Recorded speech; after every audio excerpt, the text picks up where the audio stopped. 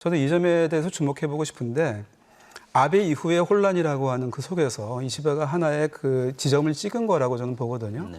그러니까 탈아베라고 하는 거를 견지를 해왔던 그 상황에서 이번 참의원 선거도 그때 때문에 나온 결과라고 저는 봅니다. 네. 그러니까 무슨 얘기냐면은 자민당이 패배한 이유는 아베를 중심으로 했던 이른바 자민당 안에서의 우파들, 네. 거의 극우라고 할 수 있는 그러한 사람들의 지지라고 하는 것이 자민당이 이제 그 아베파와 아베가 사라진 이후에 이시바가 등장을 해가지고 약간 리버럴 쪽으로, 중도 쪽으로 이걸 옮기는 그러한 과정이 있었거든요. 네. 그러다가 보니까 이쪽에 있던 지지파가 나가면서 참정당이라든지 뭐 국민민주당이라든지 이런 쪽의 지지로 갔던 거예요. 네.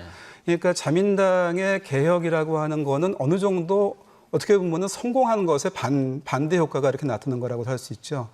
그 얘기는 뭐냐면 아베파와 아베라고 하는 사람이 상징하고 있던 그 역사인식이라든지 이런 것들에 대한 반대 쪽의 전선이 지금 만들어지고 있는 거다 이렇게 얘기해 볼 수 있을 것 같아요. 그거를 지금 해보려고 하는 게 이시바라고 하는 사람이죠. 이시바라고 하는 사람은 개인으로 봤을 때 그 사람은 개인적으로 굉장히 독실한 기독교인이라고 스스로 얘기하고 있고 그런 의미에서 야스쿠니 신사 참배를 해본 적이 없는 사람입니다. 굉장히 드문 사람이에요. 일본 자민당 정치인으로서는. 네, 그러면서 이제 그 작년에 나왔던 그 자기 책에서 한국 병합이라고 하는 것은 잘못된 거다라고 하는 그러한 인식을 분명히 표현하고 있고 그러면서 이 병합으로 인해서 상처받은 한국 국민들을 이해하려고 하는 마음 없이는 진정한 한일 관계는 만들기 어렵다라고 하는 말까지 그 사람은 거기서 얘기를 했던 사람이에요. 그리고 아베에 대해서도 아베가 차세대에 대해서 이 사주의 책임을 더 이상 지게 하지 않겠다라고 한다면은 한국이랑 대화를 해야 된다. 우리가 무엇을 할 것인지에 대해서 한국이랑 대화를 해야 된다라고 하는 얘기도 했던 사람입니다. 그러니까 일본의 우익들은 긴장을 하고 있는 거죠. 이시바에 대해서. 근데 중요한 건 뭐냐면 이시바라는 사람이 어쨌거나 굉장히 자민당적인 그 자민당 내의 공학 때문에 나왔다 하더라도 이시바라고 하는 사람이 수상이 되었고 이시바 주변에 그런 생각을 가지고 있는 사람들, 비슷한 생각을 가지고 있는 사람들이 일단의 그룹으로 지금 나왔다라는 얘기입니다. 그래서 거기에서 약간의 전선이 만들어지려고 하고 있는 상황이에요.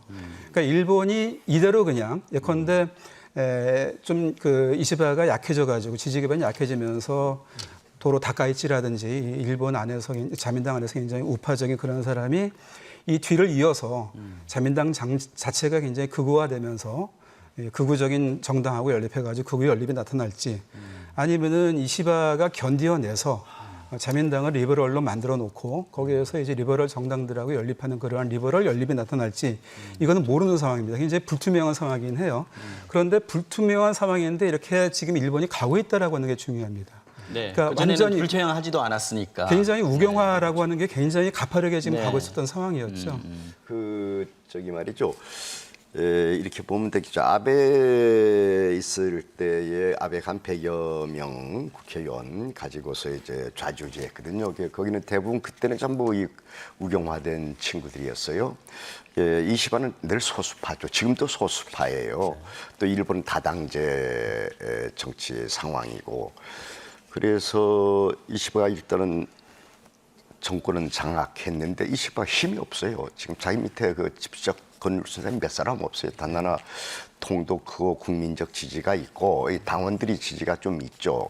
그리고 또 대안이 없어요. 지금 자민당 속에서 다카이치 같은 아주 극우화된 사람들을 시키지는 않을 거예요. 저는 그렇게 보는데 아주 국제관계가 엉망이 되니까.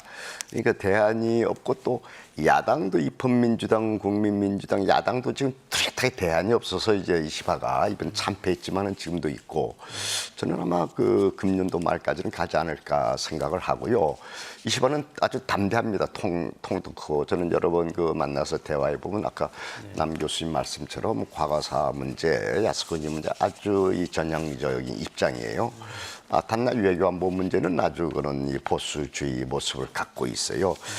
그리고 이제 이시바 총리 때에 저는 언제까지 있을지 모르겠는데 한일 관계에 좀 이 과거사 문제를 좀 매듭은 안 되지만은 같이 대화가 하는 분위기를 만들어졌으면 좋았다. 그래서 8월에도 이시바 총리하고 이재명 대통령이 뭐 약식 회담이라도 했으면 좋겠다. 뭐 8월 23일을 간다는 설도 있습니다만은 그렇게 했으면 좋겠고 이 8.16 때에 이시바 총리도 뭔가 입장을 내놔야 됩니다. 그게 담대한 통 큰 정치인이지 쪼잔하게 뭐 눈치 보면서 하면 그것도 또 쪼잔한 거예요. 그러니까 이번에 이시바 총리가 뭔가 내놔야 됩니다.